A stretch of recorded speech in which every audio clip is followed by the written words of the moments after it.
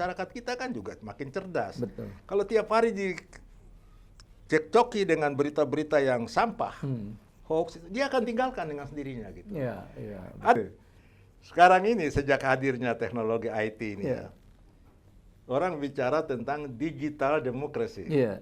Dan itu pengaruhnya besar. Iya. Contohnya sederhana kita lihat ya. Dulu jalan rusak di Lampung, Iya. bertahun-tahun nggak diperbaiki itu. Iya. Begitu dimuat di medsos Iya. itu, presiden memerlukan terbang ke Iya, betul. Lampung. Hanya dicocoki, disuplai dengan berita-berita yang tidak selektif, sementara tingkat kecerdasan dia itu kan terus bertambah. Iya. Dia akan tinggalkan itu.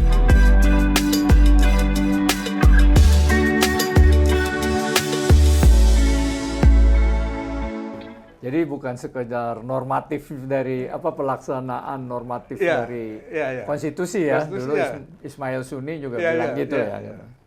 Nah, Bang, ini kan Abang bekas wartawan lah, Bang ini. Kalau melihat pers ini kan salah satu katakanlah secara sosiologis dan politis, bukan yuridis sebenarnya. Pers itu kan pilar-pilar demokrasi ya. Pilar keempat. Pilar keempat katanya ya. Sekarang ini kan persnya sendiri, internal persnya mengalami banyak sekali perubahan. Kalau Bang Manuel lihat sekarang ini, bagaimana posisi dan peranan pers kita dalam menjaga demokrasi ini? Ya, betul. Ini saya kira soal yang sangat serius ya. Dari dulu kita menganut itu, prinsip itu, bahwa pers itu pilar keempat demokrasi gitu. Dan itu di dunia manapun itu dari dulu. Salah itu tadi kan, dalam rangka check and balances, salah satu fungsi kontrol itu dimainkan oleh civil society. Pers itu harus ada pers yang kuat, pers yang independen. Nah, persoalannya itu, kita lihat tadi yang saya sebut itu, tidak hanya pers, lembaga-lembaga lain di dalam konteks civil society itu melemah. Pers kita pun lemah. Dan pers kita pun, dari tadinya pers yang perubahan IT yang luar biasa, kemajuan teknologi yang luar biasa ini, media-media cetak sebagai mainstream itu sekarang kan melemah itu. Udah passing away, Pak. Udah runtuhnya surau media cetak udah. Jadi era sudah senjakala lah. Udah lewat. Sekarang kita masuk era baru yang namanya media sosial kan.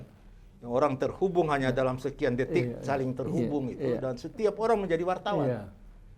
Jurnal netizen citizen reporter lah ya. Gitu. Nah, di situ kan tidak ada kontrol lagi. Gitu.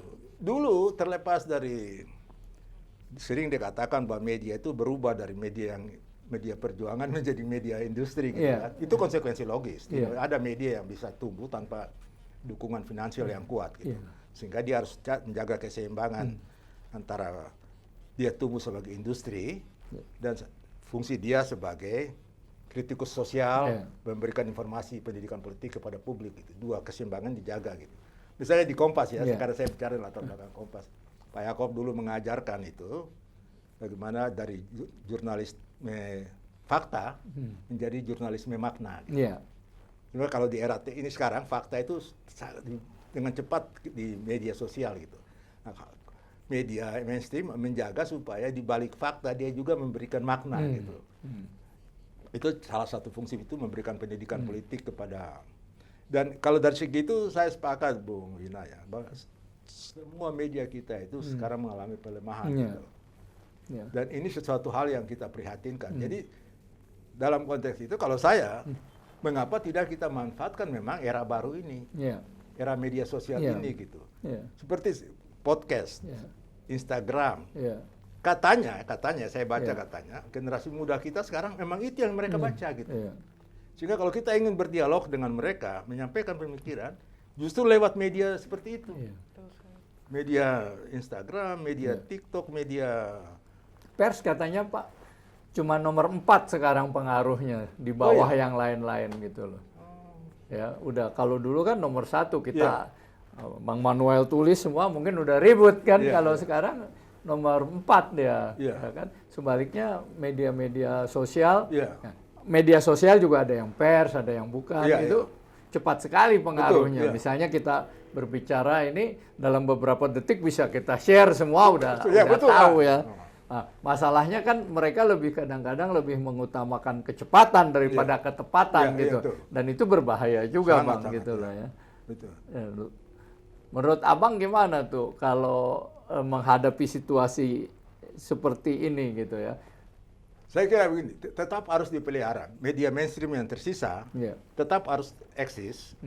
Dan tadi yang saya katakan tuh, kalau memang sekarang kita masuk pada eranya media sosial, mengapa kalau orang-orang yang masih punya idealisme seperti Bung Wina misalnya dan teman-teman gunakan media sosial ini dengan fungsi yang lama itu? Iya, setuju.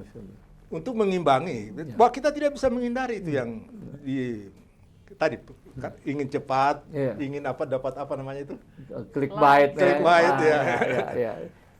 Itu biar aja memang eranya sekarang seperti itu gitu. Tetapi begini, kita juga jangan lupa masyarakat kita kan juga makin cerdas. Betul. Kalau tiap hari dicekcoki dengan berita-berita yang sampah, hoax, dia akan tinggalkan dengan sendirinya gitu. Ada tren katanya sekarang di Eropa, masyarakat mulai kembali membaca buku. Dulu anak-anak remaja itu katanya baca e-book gitu kan. Sekarang mulai kembali. Saya kira itu karena lama-lama kalau dia hanya dicecoki, disuplai dengan berita-berita yang tidak selektif, sementara tingkat kecerdasan dia itu kan terus bertambah, dia akan tinggalkan itu. Ini juga potensi ceruk yang masih bisa. Makanya saya dukung itu kalau ada pengelola media sosial, tapi untuk fungsi-fungsi seperti ini, pendidikan politik, pencerahan ke publik gitu. Saya lihat sih mungkin medium berubah tapi esensi persnya enggak kan. Dan untungnya, Bang, undang-undang pers kita kan mengatakan bahwa pers itu media cetak, elektronik, dan segala saluran yang tersedia. Ada kalimatnya begitu? Sangat futuristik gitu loh.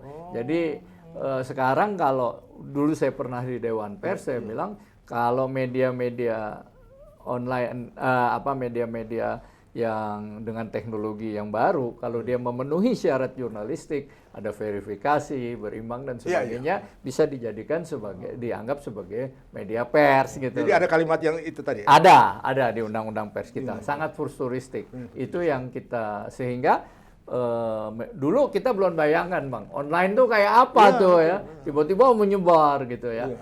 Tapi karena undang-undang persnya begitu, dia bisa masuk. Dan seperti Abang bilang, karena online begitu banyak, dan kadang-kadang, sebagian tidak jelas mana yang benar, mana yang tidak ya. Maju tak gentar membela yang dibayar gitu ya. Akhirnya memang nggak dipercaya lagi. Sekarang pembaca online itu udah turun, Bang. Nah, sekarang beralih kepada seperti podcast, seperti ini. Dan mereka selektif jadinya pada akhirnya.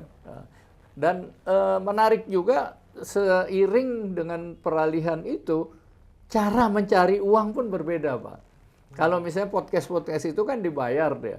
Kalau bisa bermiliar-miliar pendapatan orang, mulai jadi YouTuber jadi apa, anak-anak muda gitu. Jadi tidak tidak zaman mungkin bayangan dulu harus keluar keringat keras. Sekarang cukup menjadi YouTuber. YouTuber aja ya. Iya, uangnya bermiliar-miliar gitu ya. Zaman kita beda-beda, Bang Mesina gitu lah. Nah, kembali tadi ke demokrasi, dalam sistem perubahan teknologi, pers, dan segala macam, Bang Manuel melihat kemana arah demokrasi kita, Bang? Nah, ini menarik ini, dikaitkan dengan teknologi ini.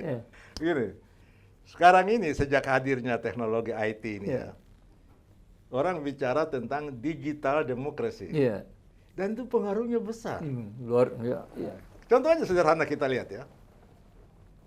Dulu jalan rusak di Lampung, bertahun-tahun nggak diperbaiki itu. Begitu dimuat di medsos itu, presiden memerlukan terbang ke Lampung. Dan itu anak muda juga. Anak muda itu melalui medsos itu. Jadi sekarang itu digital ini mempengaruhi proses pengambilan keputusan politik gitu. Dan ini yang harus kita dorong. Nah, tadi saya bicara itu kan di Eropa itu disebut sudah berlangsung apa yang disebut post parliamentary digital.